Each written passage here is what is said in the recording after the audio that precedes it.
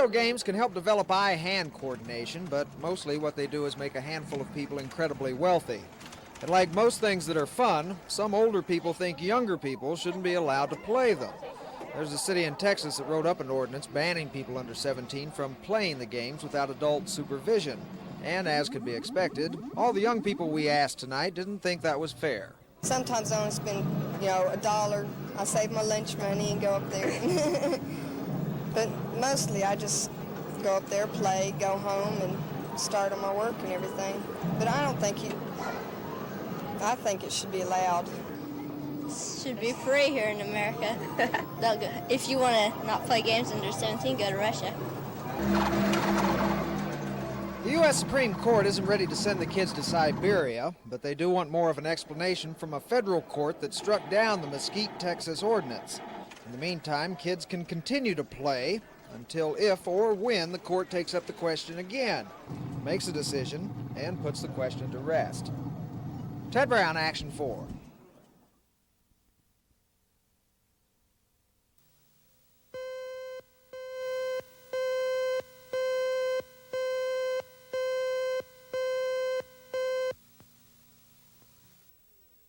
In its February 8th edition, the Muskogee Phoenix reported the case of Kevin M.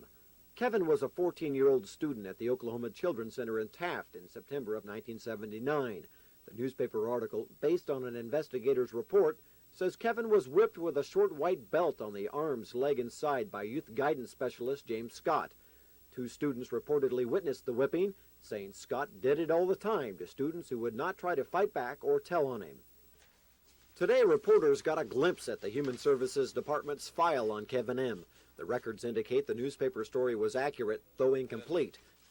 The investigator's report concludes, based on the information gathered, with one witness stating he saw Mr. Scott hitting Kevin and another witness stating the opposite, it is difficult to determine whether or not Kevin was physically abused by Mr. Scott. Kevin was not injured. In a signed statement 3 days after the incident, the victim said he was not abused. Investigator: do you think the man was abusing you?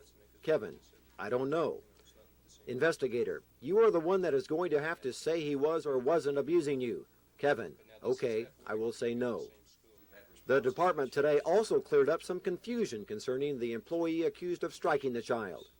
What action was taken against Mr. Scott, the person accused of whipping this boy? On September 24th, 1979, he was terminated, and we notified him of this termination on September 7th, 1979. Reading from his termination letter, it says, "This termination action is being taken because you have demonstrated excessive absenteeism and neglect of duty through being absent 38 days from January 178 through January 179, absent 47 days from January 79 through August 79, and being observed sleeping on duty." So the record reflects that he was not fired for whipping anybody. That's correct. The Human Services Department has sent 11 letters to juvenile judges across the state requesting permission to open up certain files to the public. Of the 5 responses received so far, only 1 judge has agreed to that request. Now the department says it hopes some of the remaining judges will take similar action because they say that with all the facts before the public, then the citizens of Oklahoma can decide for themselves whether or not allegations of abuse are really true. Scott Wallace, Action 4 at the State Department of Human Services.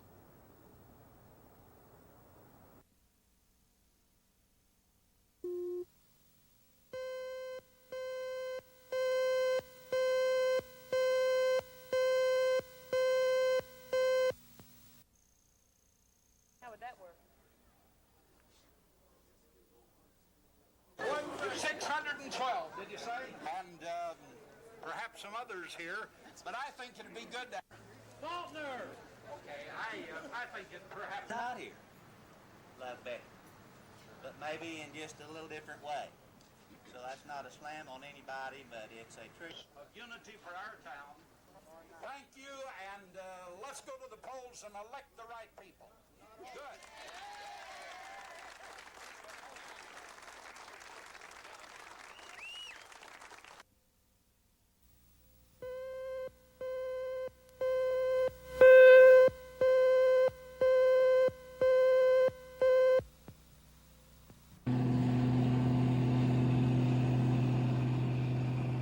The production of wheat in Oklahoma is big business. In 1972, a grain sale was made to the Soviet Union. It was the largest grain transaction in American history. A suit was filed that year claiming that 6 grain companies and a former Agriculture Department official conspired to keep secret news of the grain sale while farmers sold their wheat at low prices.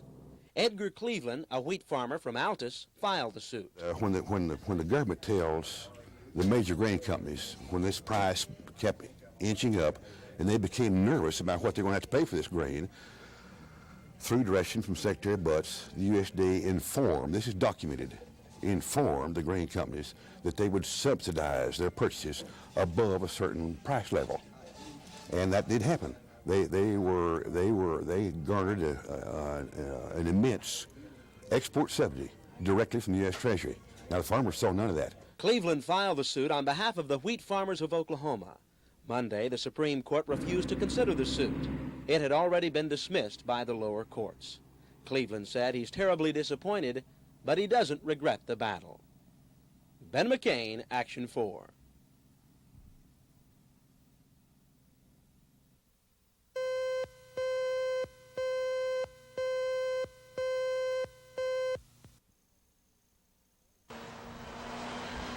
A filling station can sell a lot of gasoline at $1.05 a gallon.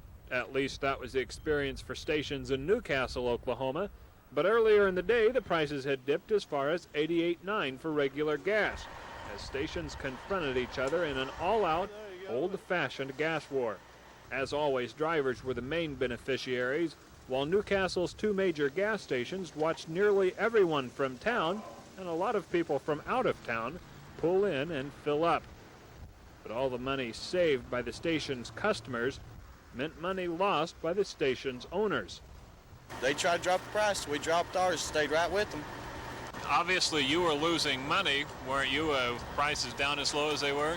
About $800, wasn't it? Oh, we've picked up, you know, anything pick up when you're at these prices, but you can't make nothing at it. War is rarely cheap, so it's doubtful that Newcastle will see another day like this one for a long time. But the memory of the day will be around for quite a while. Charles Schnitzer, Action 4 in Newcastle.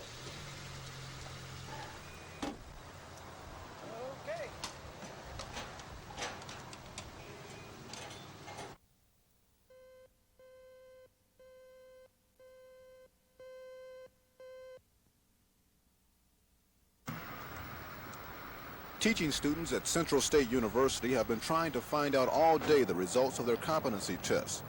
The exams are the first round of tests now required for instructors to demonstrate knowledge in their field. Those students who don't score at least a 70 will not be able to teach in Oklahoma. This applies to students at private and public colleges in the state. Some schools appear to have done much poorer than others, but one administrator says that's only because some students took tests on subjects that were not in their majors. I think it's a little bit unfair to the universities if those results are quoted or listed as being someone who's completed a full program when in actuality they may be based upon 18 hours of social studies. And that could be true of math and science. Someone has a degree in science, but they also have 20 hours of mathematics, but they may not have had calculus or some of the higher math maybe, and therefore they took the exam and they did poorly on it maybe. There has been mixed reaction from student teachers. We need the test because if you can't pass the test, you can't pass something over your field. And I've been out student teaching now for 8 weeks, and if you can't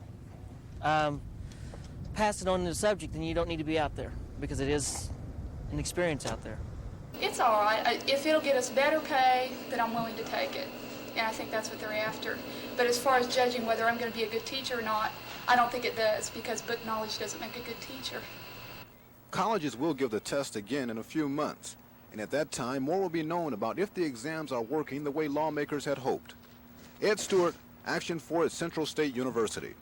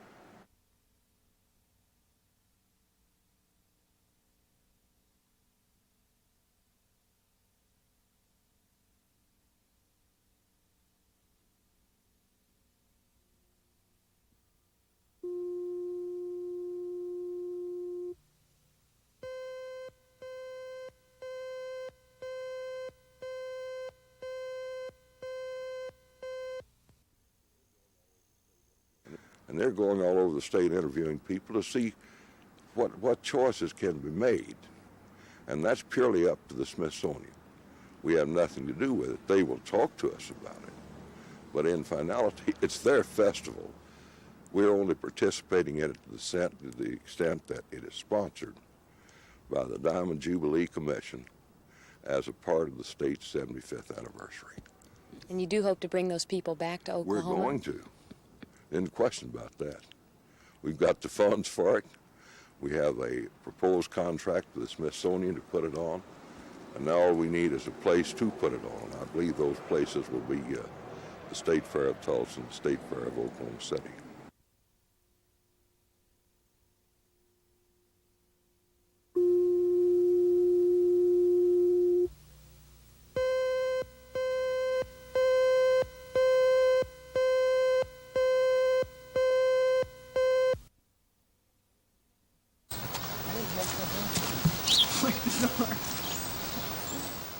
These two women are nurses with the Visiting Nurses Association, a nonprofit group that receives no federal funds and yet provides in-home care for the elderly and sick. Hello. Finally, huh? Just take the pins out of your hair. I couldn't. Hello, Vera. Hello. How are you today? Their visit today is to 80-year-old Vera McDill, a victim of Parkinson's disease. Vera lives with her sister Helen. She does not want to live in a nursing home. These nurses visit her twice a week and administer a checkup, plus an exercise routine that helps her aching limbs. Vera is only able to pay what she can afford. On her salary of $400 a month, it's not much. And this is the problem the Visiting Nurses Association is facing. Last year, the association lost $46,000. This year's picture is no brighter. The new director of the association says the only way out of its financial crisis is through help from the community. Obviously, VNA has an imbalance in funds.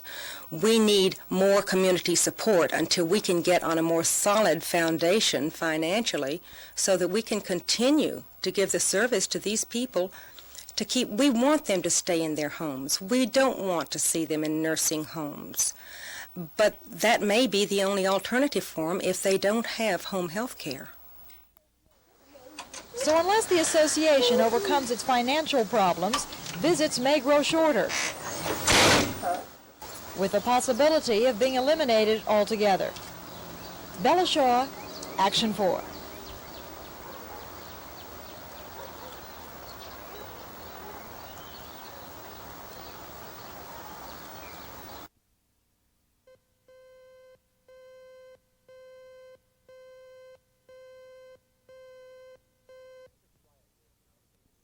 Things are quiet here tonight at the Henryetta police station, but across town, some angry Henryetta residents are speaking with some members of the State Bureau of Investigation.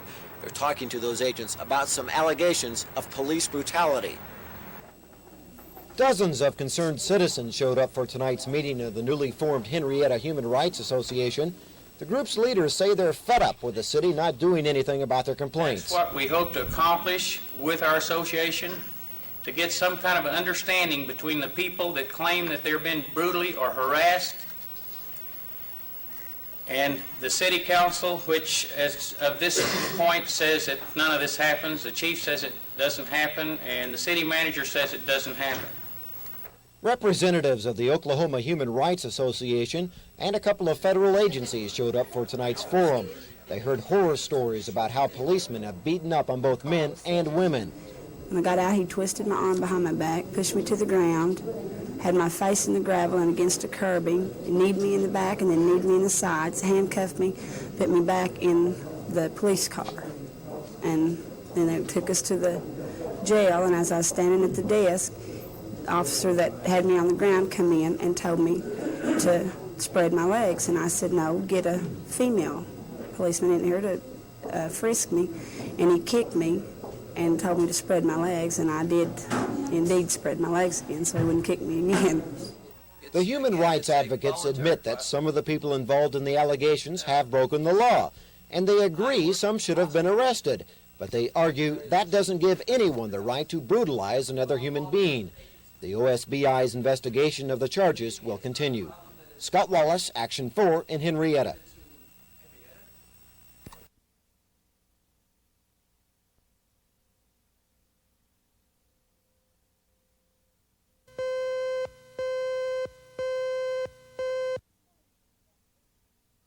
Good morning, Mrs. Jackson.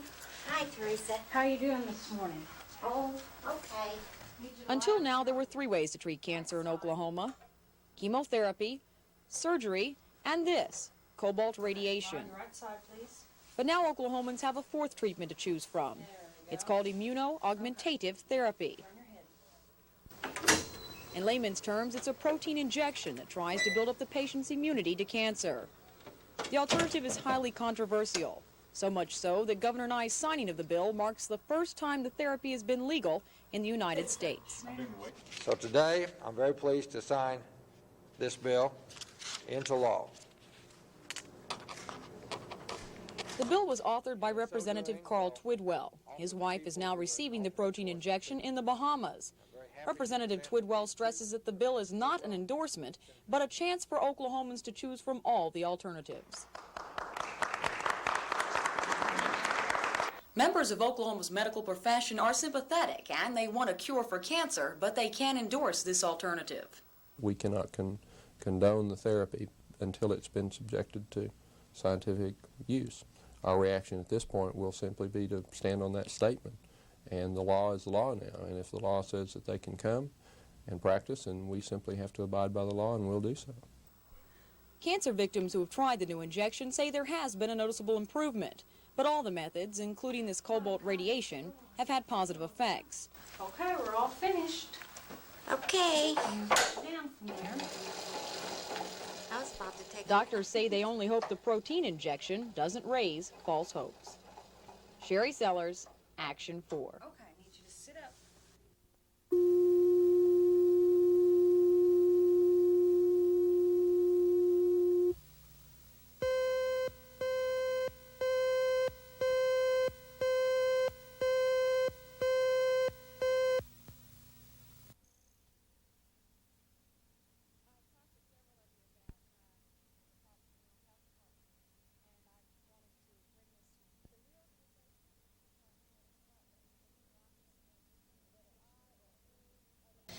Whether I or any other legislator personally likes or dislikes Dr. Frank James is not the issue to be resolved.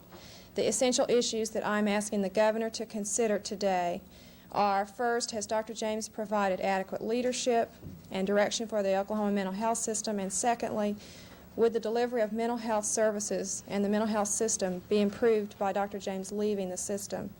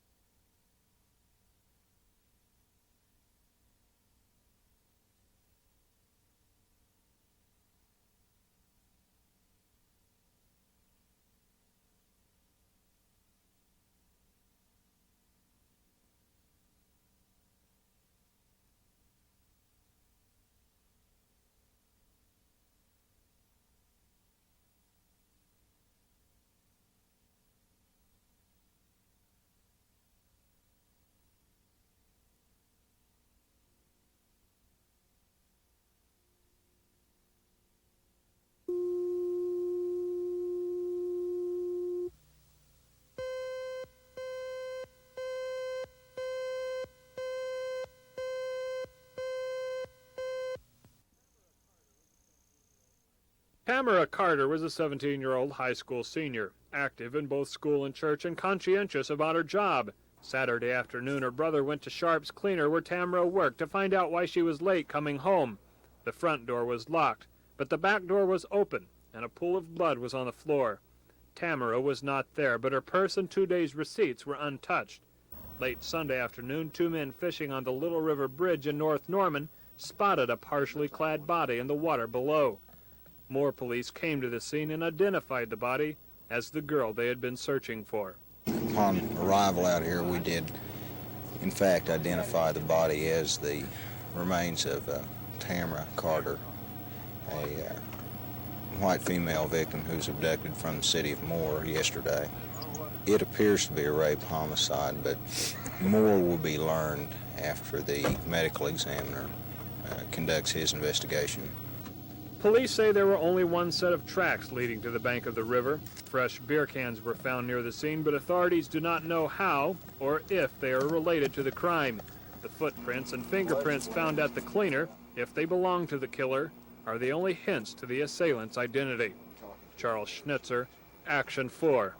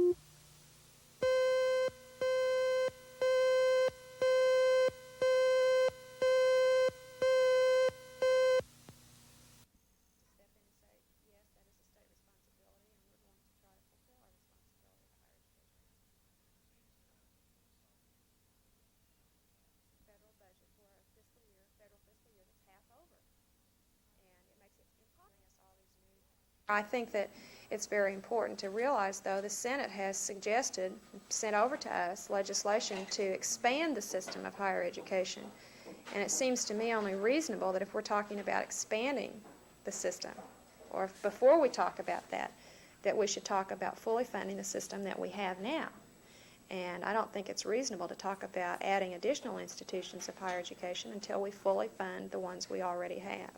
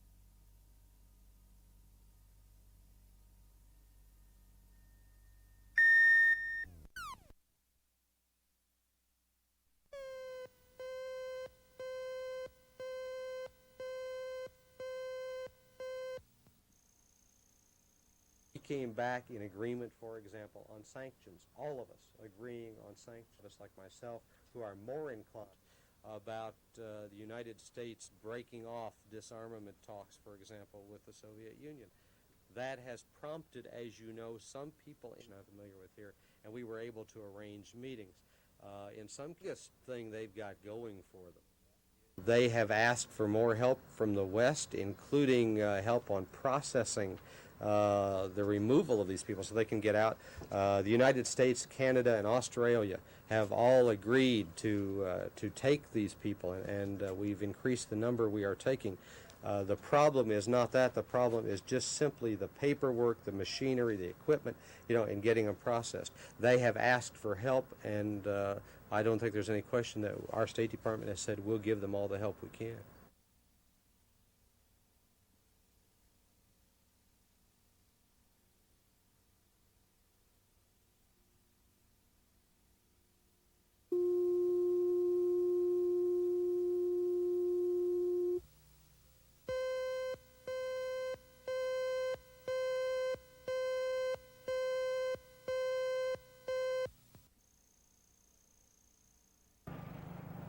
The new Energy Center and the parking lot for it will be built on 2 square blocks on the northeast corner of OU's main campus.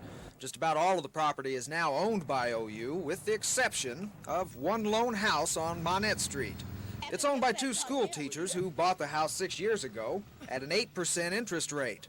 The university made an offer of $79,000, but the owners had it appraised at $108,000. They will have to find another home in any event, and they say the university isn't offering them a fair price in today's high-interest market. Well, as you know, interest rates are like at 17% now. We bought our house at 8% interest. Surely everyone who reads knows that people can't buy houses for precisely that reason now, that they're terribly expensive. And that is a consideration. I need another home. The response is easy. We have offered the differential in interest rates. No, they didn't. There's obviously a misunderstanding here somewhere, but it will be settled in court. We don't know yet in whose favor, but we are sure the university will get the property. The Energy Center will get built, and it will be built on this land. Ted Brown, Action 4 in Norman.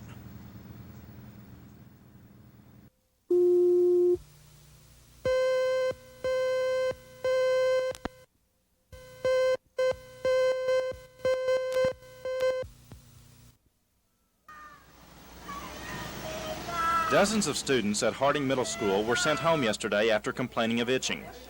The students went to the school clinic with their complaints. They said something was irritating their skin. The school nurse checked the students, but there was little she could do except advise the children to stop scratching. But that was easier said than done. The itch was almost unbearable for some students.